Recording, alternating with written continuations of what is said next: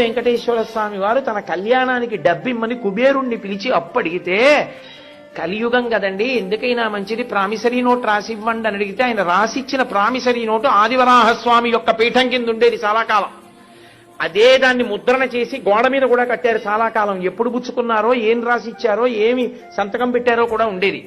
వెంకటేశ్వర స్వామి వారు సంతకం పెట్టిస్తే కుబేరుడు అన్నాడు, ఇది యుగధర్మం, మీరు ఒక్కరూ సంతకం పెట్టి అంత డబ్బు చేసుకున్న తర్వాత ఒక్క సాక్షి ఉంటే బాగుంటుంది కదూ అన్నాడు. ఏమంటే ఎప్పుడూ అబద్ధం అడ్డగా మహానుభావుడు తనలో తను రమిస్తూ కూర్చుంటాడు. శివుడితో పెట్టిస్తాను, పెట్టించండి, పెట్టాడు.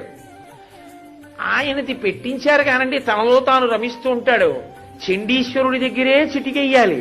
ఆయన దగ్గరికి వెళ్ళి అయ్యా మా బాకీ అంటే త్రిశూలం పట్టుకుంటే కొంచెం ఎప్పుడు కళ్ళు తెరిచి చూసి ఆయన ఎవరినైనా చూడండి అంటే చతుర్ముఖ బ్రహ్మగారి సంతకం పెట్టించారు.